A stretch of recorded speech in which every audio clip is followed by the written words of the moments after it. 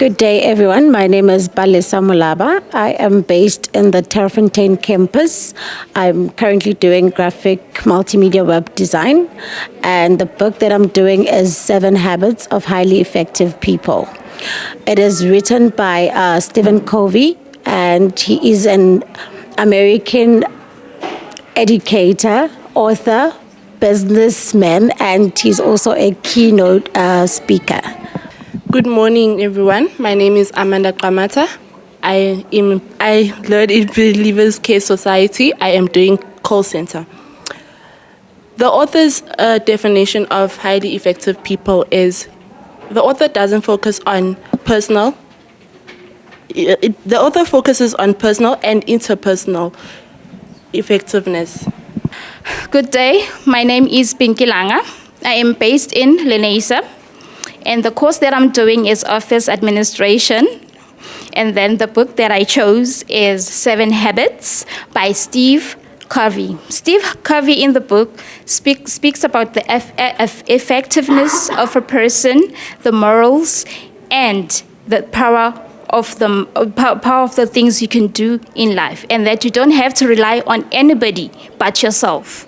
My name is Happy Kumalo, and I am currently enrolled in Believers Care Society. I am doing contact center support, and the book that I am doing, or the book that I read, is The 7 Habits of Highly Effective People.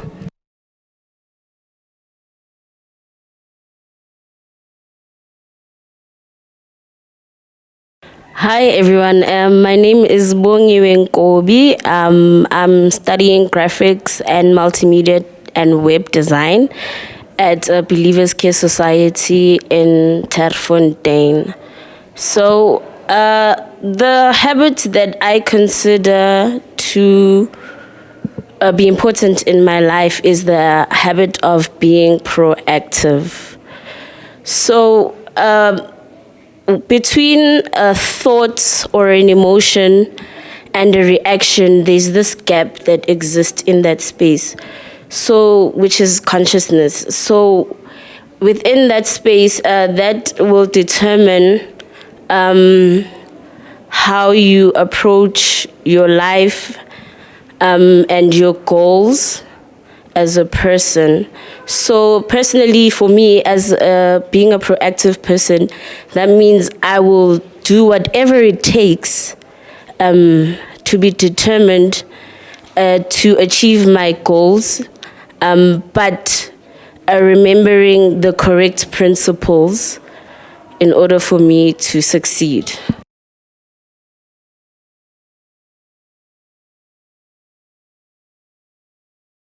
A habit is a settled or a regular tendency or practice, which especially something that you cannot get rid of, or which is hard for you to quit, right? So most people struggle with drinking alcohol or smoking cigarettes, which is very hard to quit. However, it's something that is doable. So in that instance, I would then say to get rid of it, you can either seek professional help, you can find a hobby or something to do to get your mind off that, and also to exercise a lot.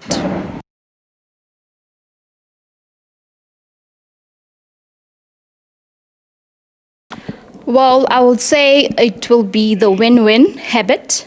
Like in life, when you have a positive mindset, you always win. That's what I have to say. You must always stay positive. Being positive, no matter what, nothing will ever get you down. So, yeah, the win-win one it was the one that, which I fell in love with, because in life we've got ups and downs, like daily challenges. But when we have a positive mindset, nothing will get you down. The habit that struck with me is the first one. The first habit that is be proactive. So basically, being proactive means that you take charge of your life and stop blaming people for your actions or how your life is. So yeah, that is what it means. The author gives us ways in which we can determine how how to be proactive. The first way that you can be proactive is see the things that worry you. Like the first one is your circle of concern. Your circle of concern was defined as your circle of concern was defined as the things that you worry as yourself about that are not in your, what can I say, are not in your control. Like you can worry about the war in Ukraine, but there's nothing you can do about it. So what are you going to do? Are you going to stress yourself about issues that are not immediate and are not close to you, or are you going to worry about the things that are immediate and close to you, like that you should go and get an education, or you can enroll in a school. So yeah, I like that, because you are taught that you have to worry about the things that you can take action of and leave things that you cannot control. The habit that I chose is put first things first. Us as people, we put other people first instead of us. We focus on many people instead of focusing on ourselves first. The importance of focusing on yourself first is to know yourself, then knowing other people.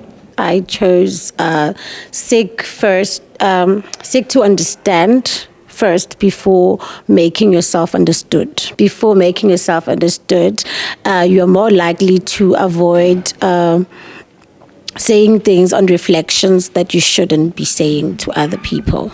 Another habit that resonated with me was having the end in mind. So, I mean, generally in life, when you have goals or you're on a mission, you have to have the destination in mind, where you're going.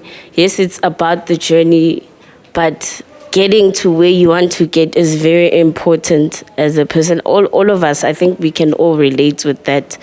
When we're setting goals in mind, when we have missions or applying for jobs, or there's something, or want to start a business, so you'd always have to, it's, I guess, also thinking about the bigger picture.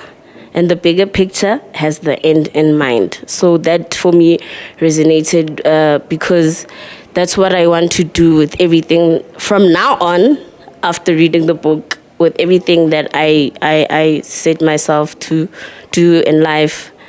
I want to have that end goal, that bigger picture, that beautiful, amazing, like, yes, I'm finally there. Adding on to the habit that she mentioned end in mind, and I love that the book suggested that we are all creative beings. Every action that we take, like all of us here, as we sit here, when we enrolled for the courses that we are doing, the thing that we thought about is the result. We all saw ourselves with graduation gowns. We saw ourselves as IT technicians. We saw that. So that suggests that we are creative being. Every action that you take, you see. It is important to see the end result. Yeah. So that's it.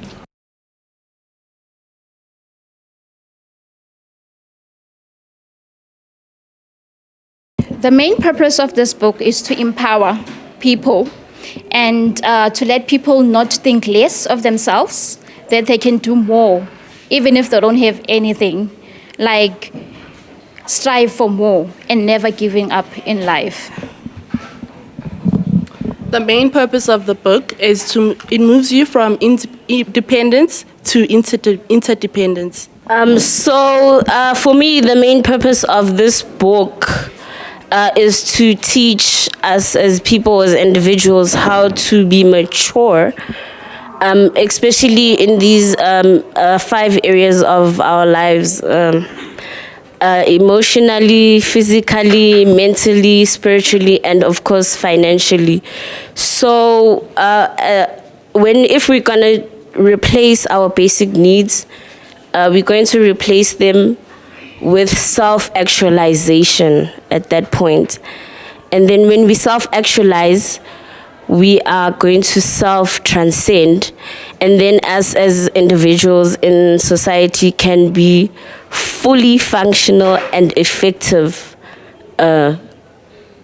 people in a interdependency society. So we can depend on each other, we can be independent, but it all works together.